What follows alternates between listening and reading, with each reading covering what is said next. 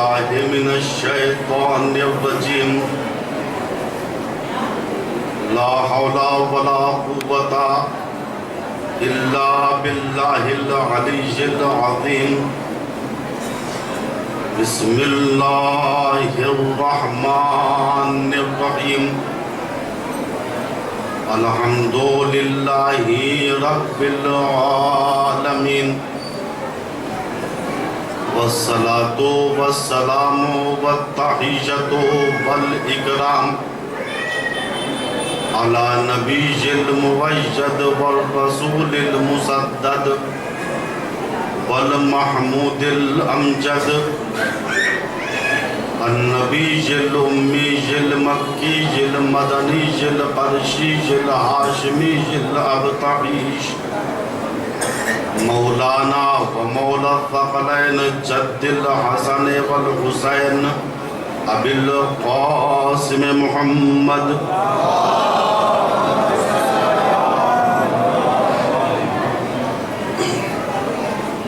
ثم الصلاة على آلہ الطیبین الطاہرین المعصومین المظلومین من الآن الى قیام یوم الدین اما بعد فقط قال اللہ الحکیم بسم اللہ الرحمن الرحیم قل هذه سبیلی ادعو الى اللہ علی بصیرۃ انا ومن اتبعنی وسبحان اللہ وما انا من المشرکین صدق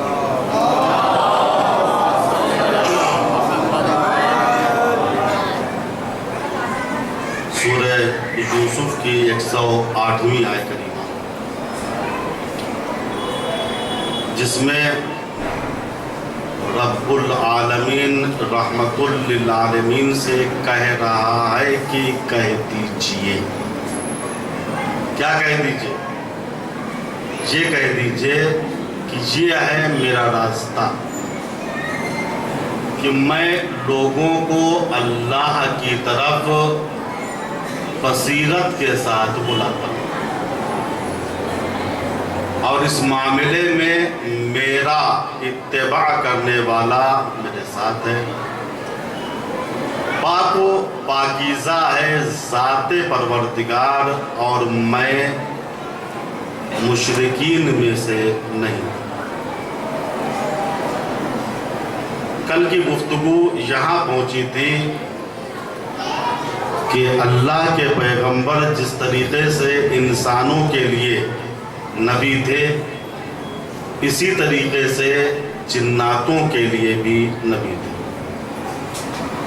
اللہ کے نبی جس طریقے سے دعوت اسلام انسانیت کو دے رہے تھے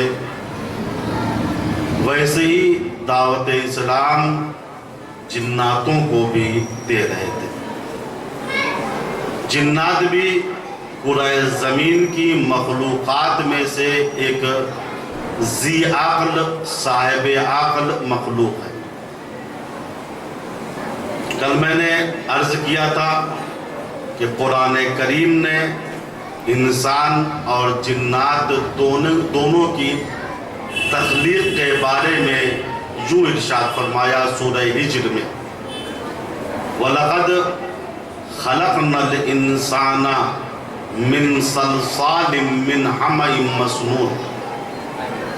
دیکھو ہم نے انسان کو سیاہی مائل نرم مٹی سے پیدا کیا جو سوکھ کر پھن پھن بولنے لگا. اور جناتوں کو انسان سے پہلے زہریلی آگ سے پیدا کیا ہے. علم طب کے لحاظ سے انسانوں کے وجود میں 4 اہم عنصر ہیں: پانی، آگ، ہوا اور مٹی. لیکن جناتوں کے وجود میں صرف 3 عنصر ہیں: پانی، آگ اور ہوا. چونکہ جناتوں کے وجود میں مٹی نہیں ہے لہذا زمین کا جاذبہ، زمین کی کشش ان کے اوپر مؤثر نہیں ہوتی۔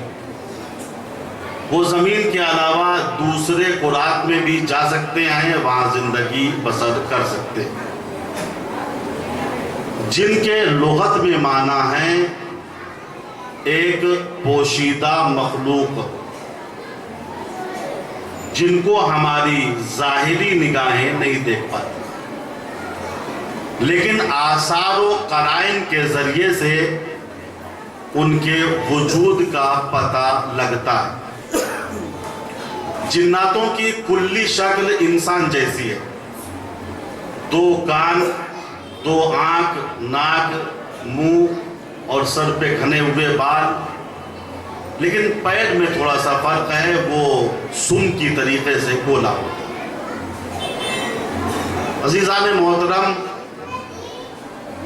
اللہ کے نبی جس طریقے سے انسانوں کے نبی تھے، اسی طریقے سے جناتوں کے بھی نبی تھے۔ جن کھانا بھی کھاتے ہیں، بعض اوقات یہ جن رسول کے پاس آئے اور انہوں نے اپنی بھوک کا اظہار کیا۔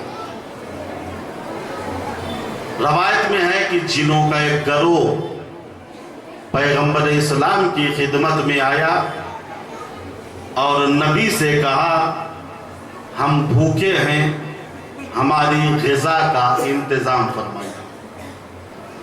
اللہ کے نبی نے دسترخوان پر ان کے لیے ہڈیاں رکھ دی اور انسانی غذا کا باقی ماندہ حصہ رکھ دیا۔ کشف الحقائق امام جعفر صادق علیہ السلام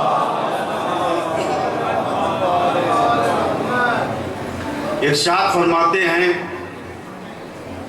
ہڈیاں اور انسانی غذا کے ضائعات یہ جناتوں کا کھانا ہے۔ البتہ روایت سے مراد یہ نہیں ہے کہ جنات صرف اسی کو کھاتے، بلکہ روایت سے مراد یہ ہے کہ جنات یہ بھی کھاتے۔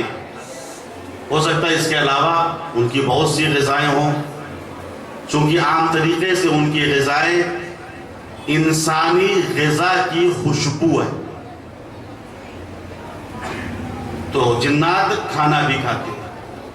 یہاں ایک اہم سوال یہ ہے، میں نے کل ایک دو واقعات اور روایتوں کی شکل میں یہ چیز بیان کی کہ بعض جنات عرش اعظم پر فرشتوں کے ساتھ پرواز کیا کرتے تھے۔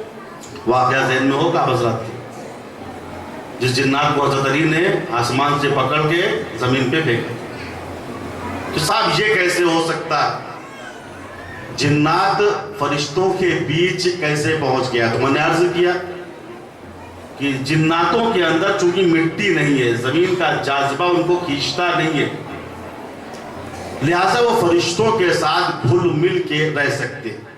اور یہی شیطان ابلیس جسے ہم کہتے ہیں، یہ کیا تھا؟ کیا فرشتہ تھا؟ جی نہیں۔ سورہ کہف اٹھا کے دیکھیے، سورہ کہف کہتا ہے کانا من الجن ففسق عن امر ربہ، یہ ابلیس فرشتوں میں سے نہیں تھا، جناتوں میں سے تھا۔ تو قرآن ہے، حدیث بھی نہیں ہے نا، تو بات واضح ہو گئی کہ جناتوں کے اندر یہ صلاحیت ہے کہ فرشتوں کے ساتھ گھل اور مل جائے، اور ایک چیز میں دونوں مشترک ہیں، فرشتے بھی اور جنات بھی۔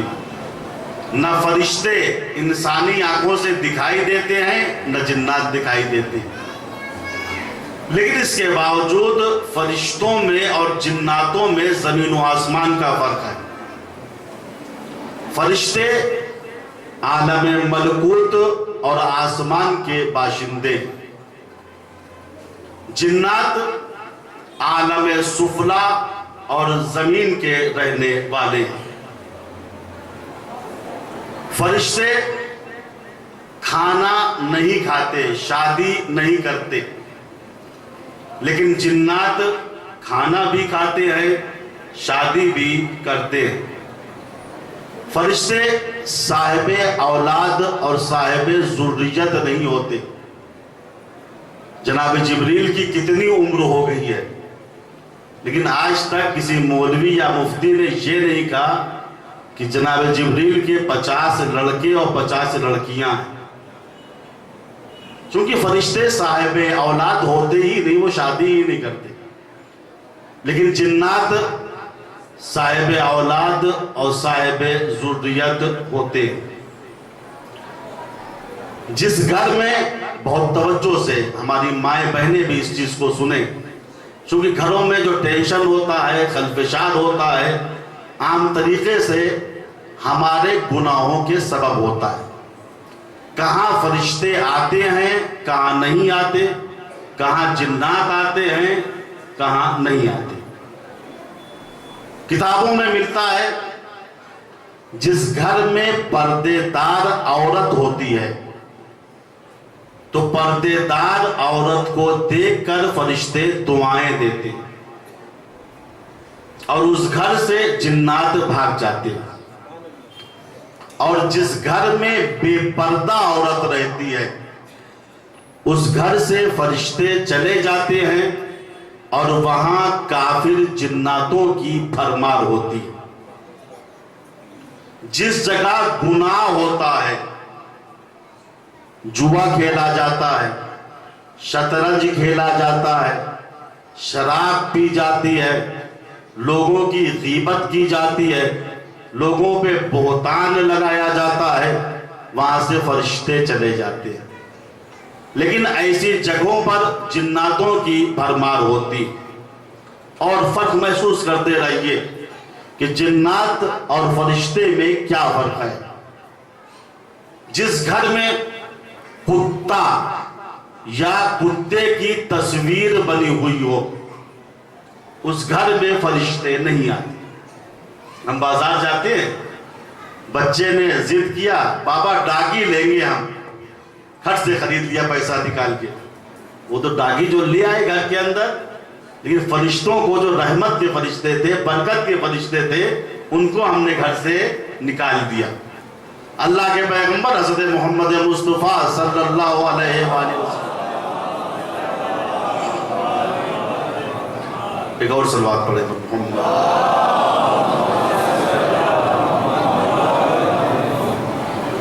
ارشاد فرماتے ہیں ان الملائکۃ لا يدخلون فی بیت فیہ کلب او صورۃ الکلب، فرشتے ایسے گھر میں نہیں داخل ہوتے جس میں کتا ہو یا کتے کی تصویر یا مجسمہ، لیکن ایسے گھروں میں شیطانوں اور کافر جناتوں کی بھرمار ہوتی۔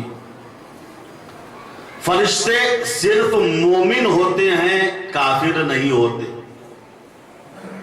اللہ کی اطاعت کرتے ہیں، معصیت نہیں کرتے۔ اسی کو قرآن کہتا ہے لا یسبقونہ بالقول وہم بامرہ یعملون۔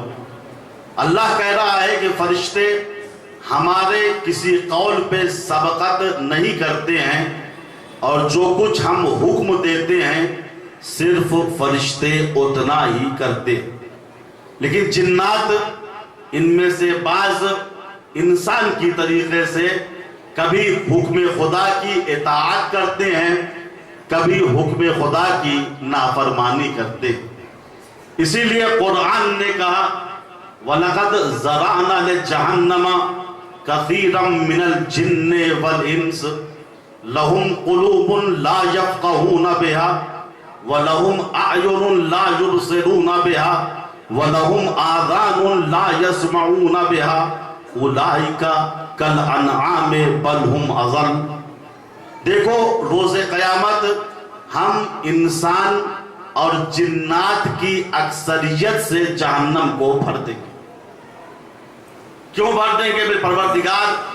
یہ اکثریت جہنمی کیوں ہے، چاہے انسان کی ہو چاہے جنات کی ہو؟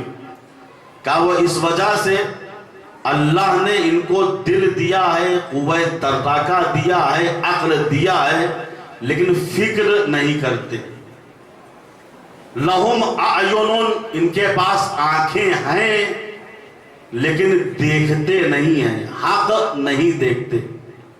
وَلَهُمْ آذَانٌ، اللہ نے ان کو کان دیے ہیں، لا يَسْمَعُونَ بِهَا، لیکن اس سے حق نہیں سنتے۔ تو عزیزو، جو حق نہ سوچے، حق نہ دیکھے، حق نہ سنے، قرآن کی اصطلاح میں وہ جہنمی بن جاتا ہے۔ لہم قلوب لا یفقہون بہا، دل ہے، قوت تراکہ ہے، اللہ نے عقل کی شمع کو ان کے مغز میں روشن کر دیا ہے، لیکن جو اس سے استفادہ ہی نہیں کرتے۔ آنکھیں ظاہر دیکھ رہی ہیں لیکن حق کو نہیں دیکھ پاتی۔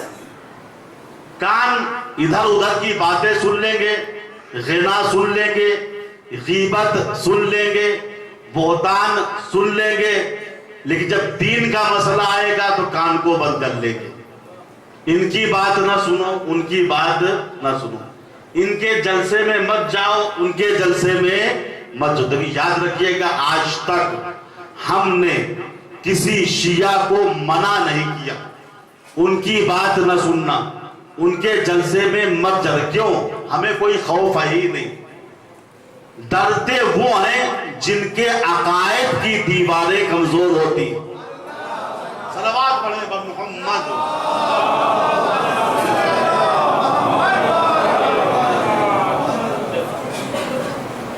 تو عزیزو، اللہ کے نبی جس طریقے سے انسانوں کے نبی تھے، اسی طریقے سے جناتوں کے بھی نبی تھے۔ اور یہ روایت ہے جناب ابن عباس رضوان اللہ تعالی علیہ سے، آپ فرماتے ہیں ہم نے دیکھا حلال مشکلات علی ابن ابی طالب علیہ السلام،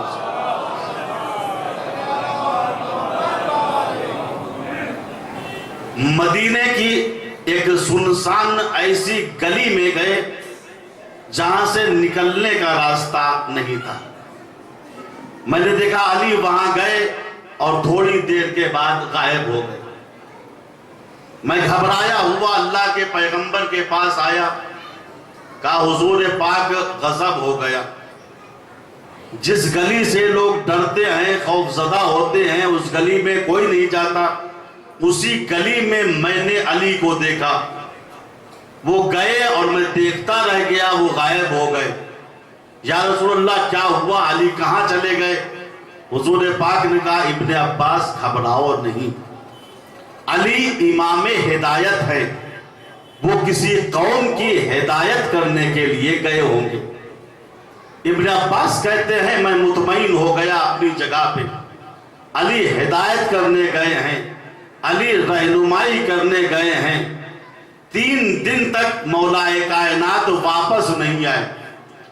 چوتھے دن علی جب وہاں سے واپس آئے، مسجد نبی میں داخل ہوئے تو شمس نبوت نے آگے بڑھ کے قمر امامت کی پیشانی کا بوسہ لیا اور کہا یا علی 3 دن تک کہاں تھے؟ توجہ، 3 دن تک کہاں تھے؟ لکھا ہے رسول نے پیشانی کا بوسہ لینے کے بعد علی کی زرہ کو اتارا، کبھی گردن کو دیکھا، کبھی شانے کو دیکھا، کبھی کلائی کو دیکھا، کبھی سینے کو دیکھا، کبھی علی کی پنڈلیوں کو دیکھا۔ ایک صاحب جو نبی کے دیکھنے کو بغور دیکھ رہے تھے، ان سے برداشت نہیں ہوا، انہوں نے کہا یا رسول اللہ آپ علی کو اس طریقے سے دیکھ رہے ہیں جیسے علی میدان جنگ سے واپس آ رہے ہو۔ رسول نے کہا ہے فلا، واقعا تو صحیح سمجھا ہے، علی میدان جنگ سے واپس آئے ہیں، اور اس جنگ میں علی نے 40,000 افریتوں کو واصل جہنم کیا ہے۔ جناتوں کے 40,000 قبیلے علی کے ہاتھوں پہ مسلمان ہوئے ہیں۔ عزیزو غور فرمائیے، جتنے بھی جنات ہیں سب کے سب علی کے ہاتھوں پہ اسلام لائے، اور یہ کمال ہے ہمارے دین کا، ہمارے مذہب کا، ہماری شریعت کا، اور یہ کمال ہے اس بات کا کہ ہم اس بات کو ثابت کر سکے ہمارا دین سچا ہے، ہمارا مذہب سچا ہے، ہمارا مکتب فکر سچا ہے۔ جتنے بھی جنات ہیں، اور پورے دعوے کے ساتھ میں کہہ رہا ہوں، اس کی دلیل بھی میں دے کے جاؤں گا، جتنے جنات ہیں سب علی کے ہاتھوں پہ مسلمان ہوئے۔ جنات یہودی بھی ہیں، جنات عیسائی بھی ہیں، جنات مشرک و کافر بھی ہیں، لیکن اگر جنات مسلمان ہیں تو سب کے سب علی کے چاہنے والے ہیں۔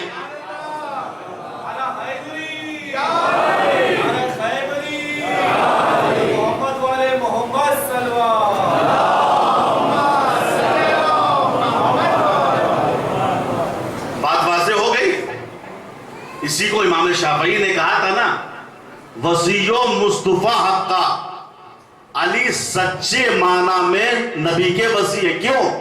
امام الانس والجن، علی جس طریقے سے انسانوں کے امام ہیں، اسی طریقے سے جناتوں کے بھی امام اول ہیں۔ اسی لیے بعد نبی، توجہ، بعد نبی مسلمانوں میں انسانوں کے 73 فرقے ہو گئے، لیکن مسلمان جناتوں نے جز علی کے امام اول کسی کو نہیں مانا۔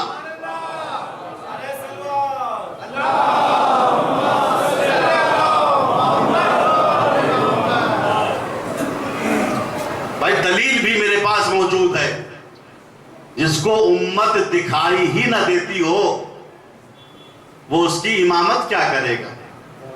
ایک جھوٹا واقعہ، سچا واقعہ نہیں، ایک جھوٹا واقعہ دکھا دو کسی صحابی کا، تابعی کا، کہ وہ جنات کی ہدایت کے لیے گئے ہوں، وہ جنات سے جنگ کرنے کے لیے گئے ہوں، لیکن مولا کے 10 واقعات مل جائیں گے۔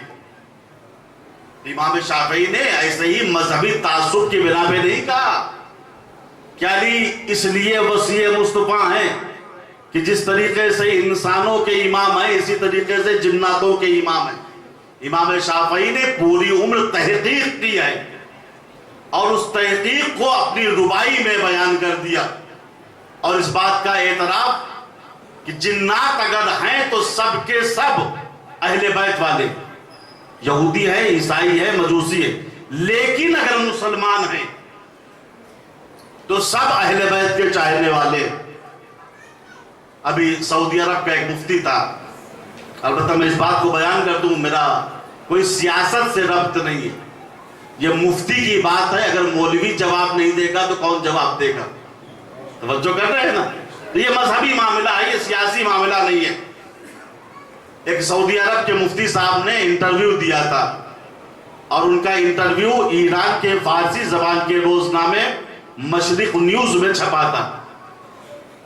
اس میں انہوں نے کیا یہ تھا، جب سیریا کی جنگ شروع ہونے والی تھی اور وہاں کا جو حاکم تھا وہ تخت پہ بیٹھا ہوا تھا، تو انہوں نے سوچا لاؤ عالم اسلام میں آگ لگائی جائے۔ کچھ لوگوں کو جمع کیا، کہا جاؤ بشار اسد کا تخت تختے میں بدل دو۔ انہوں نے کہا نہیں ہو سکتا، اس کی بہت بڑی حکومت ہے۔ کہا نہیں، اللہ کا وعدہ یہ ہے کہ 6 مہینے کے اندر تم کامیاب ہو جاؤ گے۔ انہوں نے مفتی صاحب کی داڑھی پہ اعتماد کر لیا، یہ صحیح کہہ رہے ہوں گے۔ آ گئے ٹینک و توپ کے ساتھ، جہاد کے نام پہ فساد شروع ہو گیا۔ آج دیکھیے سیریا کا کیا حال ہے، 10,000 مرد قتل ہو چکے، کتنی عورتیں بیوہ ہو گئی ہیں، کتنے بچے یتیم ہو گئے ہیں۔ یہ کیا ہو رہا ہے؟ یہ ہے فتنہ، یہ ہے عدم بصیرت کا نتیجہ۔ ایک مفتی کی بات مان کے گردن پھنسا لی اپنی۔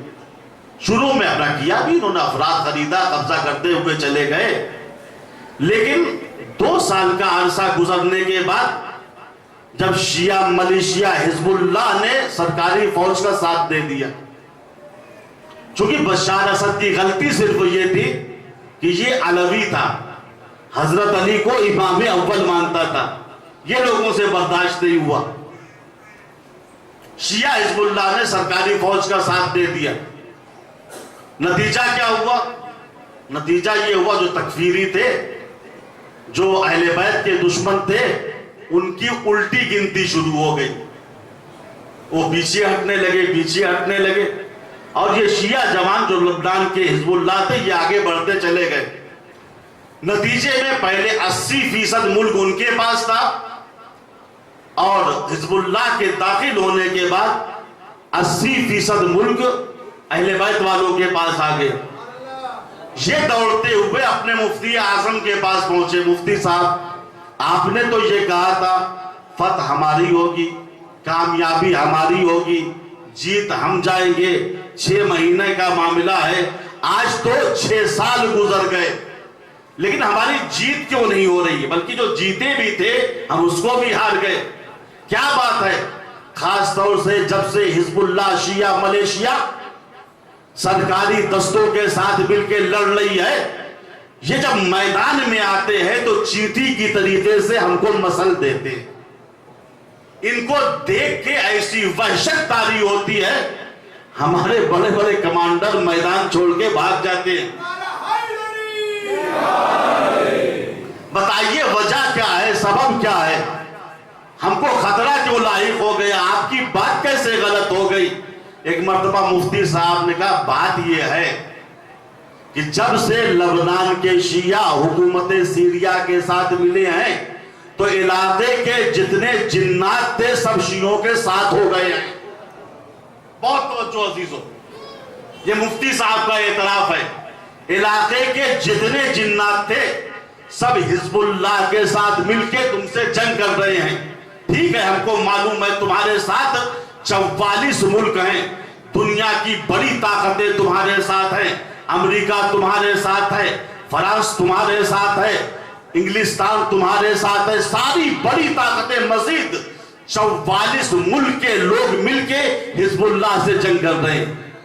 لیکن اس کے باوجود ان کی شکست ہو رہی ہے، ان کی ہار ہو رہی ہے. مفتی صاحب ہار کیوں رہے ہیں؟ بات یہ ہے شیعہ ملیشیا حزب اللہ کے ساتھ مل کے علاقے کے جتنے خطرناک جنات تھے سب تمہارے اوپر حملہ کر رہے ہیں. اچھا مفتی صاحب نے یہ کیوں نہیں کہا کہ جنات تمہارا ساتھ دے رہے ہیں؟ مفتی نے یہ کیوں کہا جنات شیعوں کا ساتھ دے رہے ہیں؟ عزیزو، مفتی عقل مند ہے، جانتا تھا کہ جس کے مولا نے جناتوں کو مسلمان کیا ہے، جنات اسی کے شیعہ ہی کا تو ساتھ دیں گے.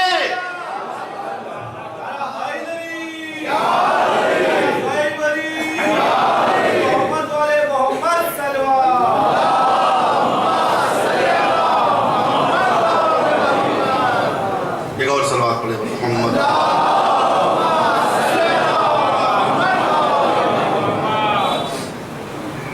پھر مفتی نے کہا ذرا ہوشیاری سے میدان جنگ میں جانا، جنات بڑے خطرناک ہیں، تم کو بھی نہیں چھوڑیں گے.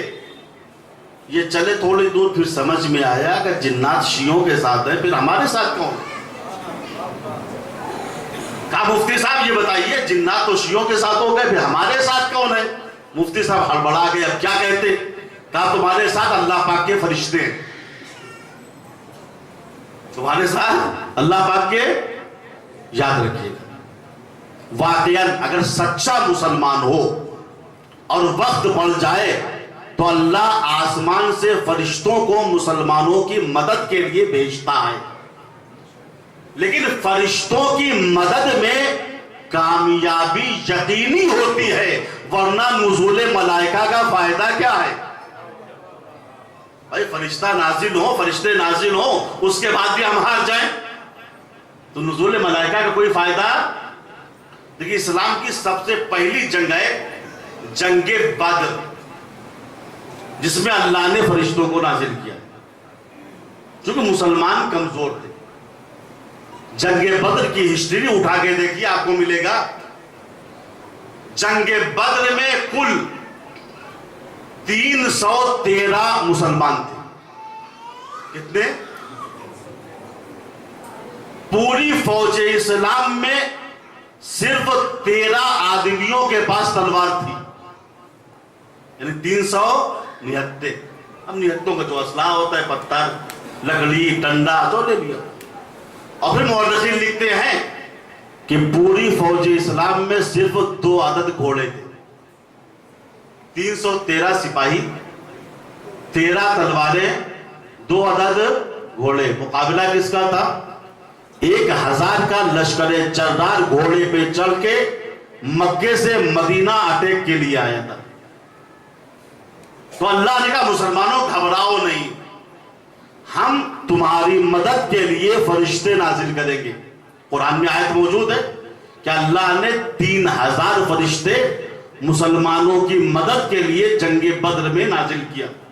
اور ایک جگہ قرآن نے کہا مسلمانوں اس وقت کو یاد کرو، وَلَقَدْ نَصَرَكُمُ اللَّهُ بِبَدْرٍ وَأَنْتُمْ أَذِلَّةٌ، اللہ نے تمہاری بدر کے میدان میں مدد کی، درا حالانکہ تم ذلیل ہو چکے تھے، کافروں کا لشکر جرار تم کو پیس کے رکھ دیتا، لیکن چونکہ فرشتے آ گئے تھے، فرشتے آ گئے تھے، لہذا مسلمانوں کی فتح یقینی ہو گئی۔ 313 نے 1000 سپاہیوں کو شکست دے دیا، بات طے ہو گئی۔ جہاں فرشتے آ جاتے ہیں وہاں مسلمانوں کی مدد یقینی ہے۔ توجہ، مسلمانوں کی مدد یقینی ہے، کامیابی یقینی ہے۔ اب انہوں نے پلٹ کے یہ کہا مفتی صاحب، اللہ پاک کے فرشتے جب ہمارے ساتھ ہیں تو ہم میدان سے بھاگ کیوں رہے ہیں؟ ہم میدان میں ڈٹ کے لڑ کیوں نہیں پا رہے ہیں؟ وہ فرشتے کہاں چلے جاتے ہیں؟ معاذ اللہ خاکم بدین۔ اب کیا کروں، میرے جملے نہیں ان کے جملے ہیں۔ ایک مرتبہ اس بے حس مفتی نے کہا بات یہ ہے، جو جنات شیعوں کے ساتھ مل کے تم سے جنگ کر رہے ہیں وہ جنات بڑے خطرناک ہیں، جب وہ میدان میں آتے ہیں تو ان کو دیکھ کے اللہ پاک کے فرشتے بھی معاذ اللہ بھاگ جاتے ہیں۔ لعنت ہو ایسے عقیدے پر کہ اپنی بزدلی کو چھپانے کے لیے معصوم فرشتوں کو بھگوڑا بنا دیا۔ نہیں عزیزو، اگر انسان سچا مسلمان ہے تو اللہ قرآن میں کہتا ہے ڈرنا نہیں۔ وَكَمْ مِنْ فِئَةٍ قَلِيلَةٍ غَلَبَتْ فِئَةً كَثِيرَةً بِإِذْنِ اللَّهِ، کتنے چھوٹے گروہ ہوتے ہیں جو اللہ کے اذن سے بڑے گروہوں پہ قبضہ کر لیتے ہیں۔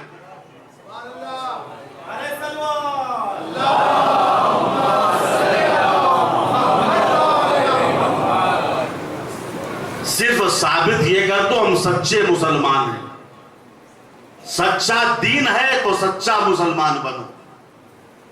کم من فئۃ قلیلۃ غلبت فئۃ کثیرۃ بإذن اللہ واللہ مع الصابرین۔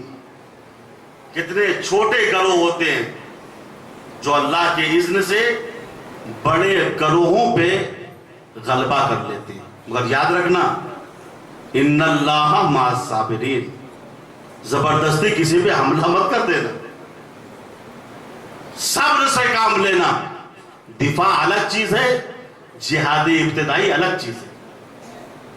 غیبت کے زمانے میں دفاع واجب ہے لیکن جہاد ابتدائی صحیح نہیں، اس کی اجازت معصوم سے ہونا چاہیے۔ تو عزیزو، اللہ کے پیغمبر کے بعد ہمارے جتنے امام ہیں وہ سب نبی کے وصی ہیں۔ جس طریقے سے وہ انسانوں کے امام ہیں اسی طریقے سے جناتوں کے بھی امام ہیں۔ اور یہ واقعہ ابن شہراشوب اور بہت سے مورخین نے لکھا ہے کہ اللہ کے پیغمبر ایک جنگ سے واپس آ رہے تھے، ایک صحرا سے گزر آپ کا ہوا، مسلمان بڑے پیاسے تھے۔ انہوں نے کہا حضور پاک ہم بڑے پیاسے ہیں، زیادہ آگے چلیں گے تو پیاس کی شدت کی وجہ سے ہلاک بھی ہو سکتے، آپ بتائیے یہاں کہیں پاس پانی ہے؟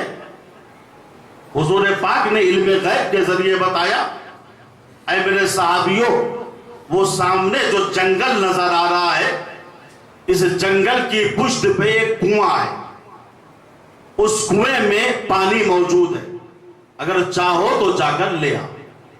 مسلمانوں نے خیمہ وہی نصب کر دیا، بعض مسلمانوں نے مشکیزہ لیا کہ چلے جنگل اس پار کنواں ہے، کنویں میں پانی ہے، وہاں سے پانی لانا ہے۔ لکھا ہے یہ مسلمان جب جنگل کے قریب آئے تو کیا دیکھا جنگل سے قہقہے کی آوازیں آ رہی ہیں، چیخیں نکل رہی ہیں، آگ کی لپٹیں اوپر آ رہی ہیں، کٹے ہوئے سر نظر آ رہے، بھاگے وہاں سے۔ یا رسول اللہ غضب ہو گیا۔ کہا کیا ہوا؟ کہا جنگل بڑا بھیانک ہے یا رسول اللہ، کٹے ہوئے سر نظر آ رہے ہیں، چیخیں ہیں، قہقہے ہیں۔ رسول نے کہا آج جو پانی لائے گا میں اس کی جنت کا ضامن ہوں۔ اب جنت کی لالچ میں بعض مسلمان آگے بڑھے، پھر جب جنگل کے قریب پہنچے تو وہی عالم تھا، کٹی ہوئی گردنیں ٹہل رہی تھی، شعلے نظر آ رہے تھے، چیخیں تھی، قہقہے تھے، یہ بھی واپس آ گئے۔ بھائی جان دے کے جنت دے کے کیا کریں گے؟ جنت یہاں بہت سخت ہو گئی، یہ بھی واپس آ گئے۔ یا رسول اللہ ہمارے بس کی بات نہیں ہے۔ پھر رسول نے کہا ہے کوئی جو جائے، میں اس کی جنت کا ضامن ہوں۔ جب کوئی نہ اٹھا تو میں نے عرض کیا تھا نا، جو کام کوئی نہیں کر پاتا تھا اس کو اللہ نے مشکلات انجام دیتے تھے۔ رسول نے کہا یا علی تم جاؤ۔ علی نے مشکیزہ لیا۔ جو اصحاب علی کو پہچانتے تھے، علی تو خالی ہاتھ واپس آئیں گے نہیں، انہوں نے بھی 10-20 آدمی تھے، انہوں نے بھی مشکیزہ لے لیا۔ کہا علی جا رہے ہیں، اب دیکھیں گے کیا ہوتا ہے۔ لکھا ہے مولا کائنات جنگل کے قریب آئے تو پھر وہی عالم تھا، قہقہے تھے، چیخیں تھی، کٹی ہوئی گردنیں تھی۔ مسلمانوں نے دیکھا اب علی کیا کرتے ہیں، اگر رکتے ہیں تو ہم بھی رکے، بھاگتے ہیں تو ہم بھی بھاگے۔ لیکن دیکھا علی تو اطمینان کے عالم میں کھڑے ہوئے ہیں۔ پھر مولا نے کہا اے اصحاب نبی، میرے پیچھے پیچھے، جملے میں غور کیجئے، میرے پیچھے پیچھے میرے نقش قدم پر قدم رکھتے ہوئے چلے آؤ، دائیں بائیں مت دیکھنا، تمہارا کچھ نہیں ہوگا۔ یہ کہہ کے علی چلے جنگل میں، مسلمان علی کے نقش قدم پہ چلے، جنگل پار کر گئے، کچھ بھی نہیں ہوا۔ اس کے معنی یہ ہوئے آج بھی اگر مسلمان علی کے نقش قدم پہ چلنے لگے تو کافر جنات ان کا کچھ نہیں بگاڑ سکتے۔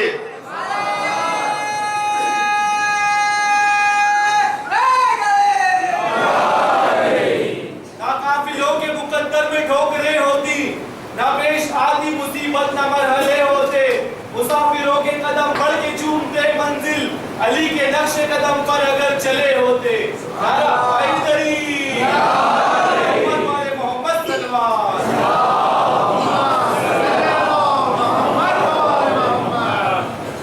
علی جنگل کے اس پار پہنچ گئے اور مسلمان بھی علی کے نقش قدم پہ قدم رکھتے ہوئے جنگل کے اس پار چلے گئے۔ علی کنویں کے قریب پہنچے، ڈول کو کنویں کے اندر ڈالا، چاہا کہ پانی نکالیں، ڈول اندر سے پکڑ لیا گیا۔ ادھر علی نے زور لگایا، ادھر غیبی طاقتوں نے زور لگایا، رسی بیچ سے ٹوٹ گئی۔ اصحاب نے کہا یا علی اب کیا ہوگا؟ ایک ہی رسی تھی یہاں پاس، وہ بھی ٹوٹ گئی، پانی کیسے ملے گا؟ مولا نے کہا گھبراؤ نہیں، میں کنویں کی تہ میں اتر کے پانی لاؤں گا۔ علی نے ذوالفقار لیا، کنویں کی تہ میں اتر گئے۔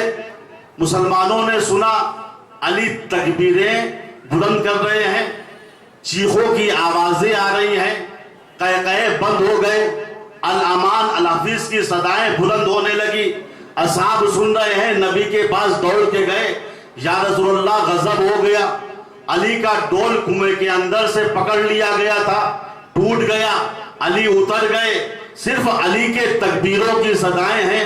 آخر میں آخری خبر یہ ہے کہ الامان الحفیظ کی صدائیں بلند ہو رہی تھی مگر کوئی دکھائی نہیں دے رہا تھا۔ رسول اسلام کنویں کے قریب آئے، اتنے میں علی کنویں سے باہر نکل آئے تھے، ذوالفقار سے لہو ٹپک رہا تھا۔ رسول نے کہا علی کیا ہوا؟ کہا یا رسول اللہ آج میں نے اس بیر العلم میں، اس کنویں میں جناتوں سے جنگ کی اور ان کے 18,000 کافر جناتوں کو قتل کیا۔ 18,000 کافر جناتوں کو قتل کیا تو یہ سہم گئے، یہ ڈر گئے، سب کے سب کلمہ پڑھ کے مسلمان ہو گئے۔ یا رسول اللہ میں نے ان کا سردار بھی معین کر دیا۔ عزیزو یاد رکھنا، جو علی جناتوں کا سردار معین کرتا ہو وہ تمہاری 2% کی حکومت کا محتاج نہیں ہے۔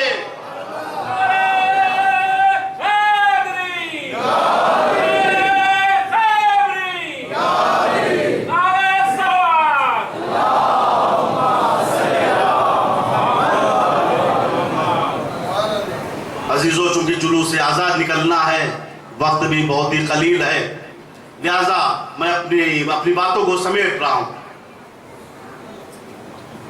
تو امام الانس والجنہ، اب وقت نہیں ہے کہ ہر امام کا ایک ایک واقعہ میں پیش کروں، کہ چونکہ ہمارے جتنے بھی امام ہیں، چاہے حضرت علی ہوں یا امام مہدی علیہ السلام،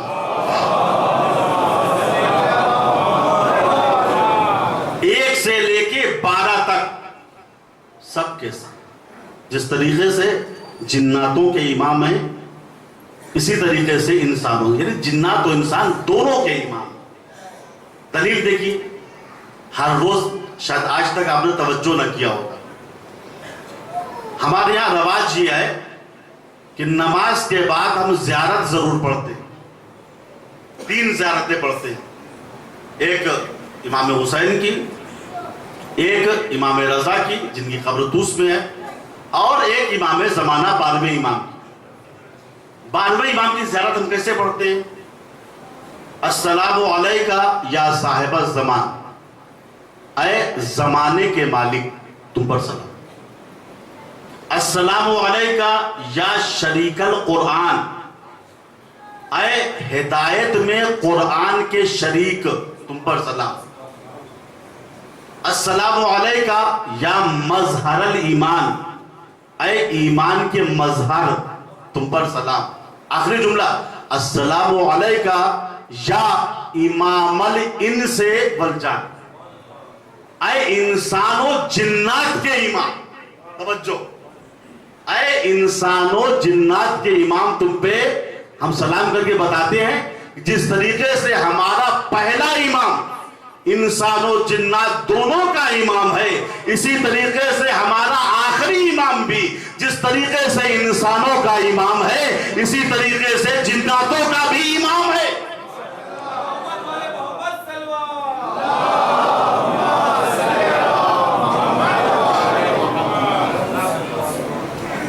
تو عزیزو یہ ہمارا سلام ہے امام زمانہ کے۔ وقت ختم ہو گیا، اب آئیے دیکھتے ہیں کہ امام زمانہ کس کو سلام کرتے ہیں، اور یہ جملے ہیں زیارت ناہیہ کے۔ اس میں امام زمانہ شہدائے کربلا کو مخاطب کر کے کہہ رہے ہیں، قیامت کے جملے ہیں۔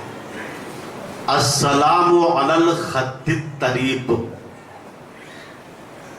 سلام ہو کربلا کے ان رخساروں پر جو خاک و خون میں غلطہ ہو گئے۔ السلام علی الشیب الخضیب، سلام ہو اس ریش مبارک پر جس کا خضاب سر کے خون سے ہوا۔ سلام ہو اس جوان کے سینے پر جس میں برچھی کی انی ٹوٹ گئی۔ سلام ہو ان بازوؤں پر جن کو نہر فرات کے کنارے کاٹ دیا گیا۔ سلام ہو شہدائے کربلا اور یتیم حسن قاسم پر۔ عزادارو، آج آپ کو ایک یتیم کا ماتم کرنا ہے۔ میں کبھی رونے کے لیے نہیں کہتا ہوں، لیکن آج صرف اتنا کہوں گا کہ قاسم کا ماتم اکبر سے کم مت کرنا، چونکہ قاسم یتیم ہیں اور یتیموں کا دل چھوٹا ہوتا ہے۔ شب عاشور نمودار ہوئی، عباس و علی اکبر آپس میں باتیں کر رہے تھے۔ علی اکبر کہہ رہے تھے چچا کل ہم میدان جہاد میں پہلے جائیں گے۔ عباس کہہ رہے تھے نہیں بیٹا پہلے ہم جائیں گے۔ علی اکبر نے کہا چچا آپ جائیے گا تو بابا کی کمر ٹوٹ جائے گی، آپ جائیے گا تو بابا کی کمر ٹوٹ جائے گی۔ عباس نے کہا بیٹا اکبر اگر تم جاؤ گے تو آقا کا نور نظر چلا جائے گا، آقا کی بینائی چلی جائے گی۔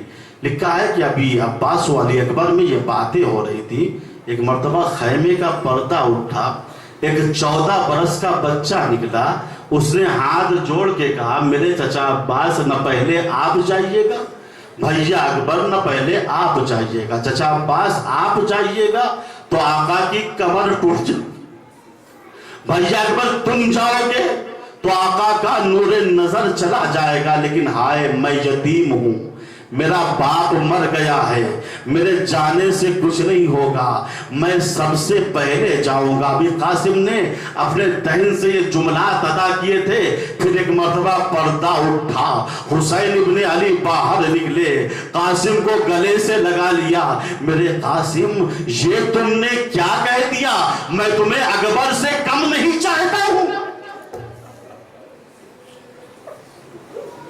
اجرکم اللہ، روز عاشور نمودار ہوا۔ روایتیں کہتی ہیں قاسم نے آگے بڑھ کے اپنے چچا کے ہاتھ پیر چومنے شروع کر دیے، میرے چچا اجازت دے دیجئے، میرے چچا اجازت دے دیجئے، چونکہ رات میں امتحان قاسم ہو چکا تھا۔ قاسم نے شب عاشور ہی اعلان کر دیا تھا کہ موت ہمارے نزدیک شہد سے زیادہ میٹھی ہے، لیکن حسین اجازت نہیں دے رہے ہیں۔ لیکن جب وہ تعویذ لے کے قاسم آئے ہیں جو امام حسن نے وقت آخر باندھی تھی، حسین اجازت دینے پہ مجبور ہو گئے۔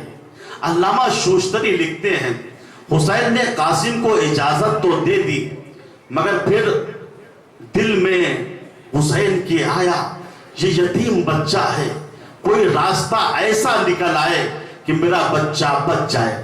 یہ سوچ کے حسین ابن علی نے امام حسن کا عمامہ قاسم کے سر پہ رکھا، امام حسن کا کرتا قاسم کے جسم پہ پہنا کے اسے جگہ جگہ سے پارا کر دیا۔ میں کہوں گا مولا حسین آپ نے قاسم کے لباس کو کیوں پھاڑ دیا، کیوں پارا کر دیا؟ عجب نہیں حسین آواز دیں، لباس کا پارا ہونا، گریبان کا چاک ہونا یہ یتیمی کی علامت ہے۔ میرا بچہ قاسم یتیم ہے۔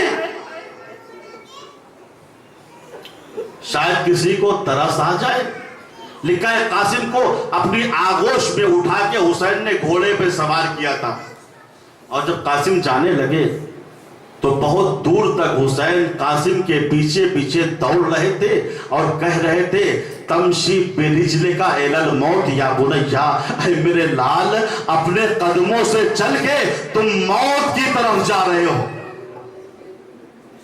قاسم مقتل میں آئے، جو بھی سامنے آیا واصل جہنم ہو گیا۔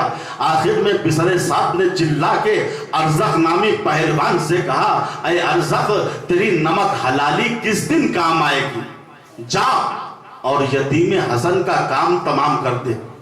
ارزق نے کہا میرے 4 بیٹے ہیں، بڑے بہادر ہیں، میں کسی کو بھیج کے یتیم حسن کا کام تمام کر دوں گا۔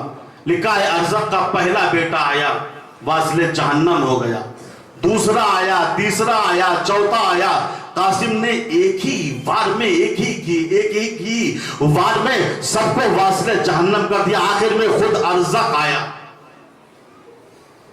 ارزق جب آیا تو قاسم نے اس کو بھی ایک ہی وار میں واصل جہنم کر دیا۔ عزادارو یہ شجاعت جب بسر سعد نے دیکھی تو چیخ کے کہا تم اس یتیم کو نہیں پہچانتے، یہ حسن کا بیٹا ہے، یہ علی کا پوتا ہے، اگر الگ الگ جنگ کرو گے، تنہائی میں جنگ کرو گے، اکیلے اکیلے اس کے مقابلے میں جاؤ گے تو سب مارے جاؤ گے۔ لہٰذا میرا حکم یہ ہے کہ پورا لشکر مل کے حملہ کرے۔ اب کیا تھا عزادارو، یتیم حسن کو چاروں طرف سے گھیر لیا گیا، کوئی تیر مار رہا تھا، کوئی تلوار مار رہا تھا، کوئی خنجر مار رہا تھا، لیکن کسی میں مجال نہ تھی جو قریب آ کے قاسم پہ حملہ کرتا۔ علامہ فاضل بستامی لکھتے ہیں کہ اثناء جنگ میں قاسم کے جوتے کی ڈوری کھل گئی، اور قاسم کے اطمینان کا عالم یہ تھا کہ قاسم جھک کے جوتے کی ڈوری باندھنے لگے. اب ایک شقی کو موقع مل گیا, پشت قاسم پہ آیا, بھرپور تلوار کا وار یتیم حسن پہ کر دیا. یتیم حسن گھوڑے پہ سنبھل نہ سکا, ایک مرتبہ خیمے کا رخ کیا اور آواز دی, یا اماں ہو ادرکنی, میرے چچا میری مدد کیجئے. حسین نے جب قاسم کی آواز سنی, فجل الحسین کما یجل الصقر, باز شکاری کی رفتار سے حسین ابن علی قاسم کی آواز پہ دوڑے ہیں. قاسم کی آواز پہ بڑی تیزی کے ساتھ حسین ابن علی دوڑتے ہوئے جا رہے تھے. لکھا ہے قاسم کے قاتل عمرو ابن سعد ازدی نے دیکھا حسین ابھی بہت دور ہے. اس ملعون نے تلوار سے قاسم کے گلے کو کاٹنا شروع کر. قاسم رو رو کے آواز دے رہے تھے, چچا میری مدد کیجئے, چچا میری مدد کیجئے. حسین نے دیکھا ایک شخص ہے جو قاسم کا گلا کاٹنا چاہتا ہے. حسین کو غصہ آ گیا. فشد الحسین شدت اللیث الاغضب, حسین نے شیر غضبناک کی طریقے سے اس ملعون پہ حملہ کر دیا. بس عزادارو, اس ملعون نے آواز دی, لشکر والو مجھے حسین کی زد سے بچا لو. لشکر آگے بڑھا تاکہ قاسم کے قاتل کو بچا لے.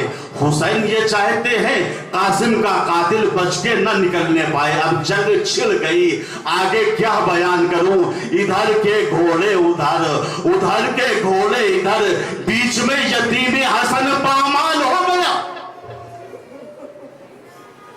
جب حسین قاسم کے قریب پہنچے تو حمید ابن مسلم کہتا ہے, فلمن جلت الغبرا فیضا حسین قائم علی راس الغلام, جب غبار ٹھہرا تو میں نے دیکھا حسین قاسم کے سرہانے کھڑے ہوئے رو رہے ہیں.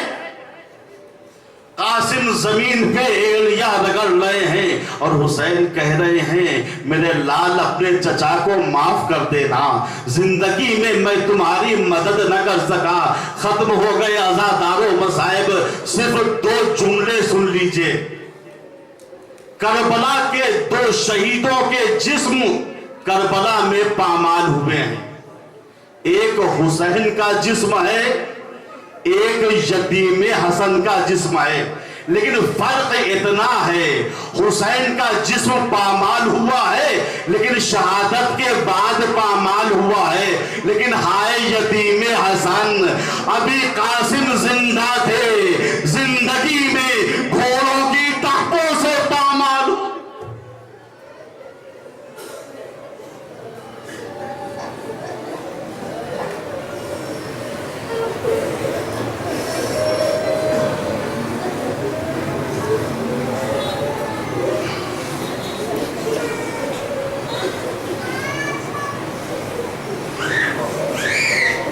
لعنت اللہ علی القوم الظالمین. ماتم حسین.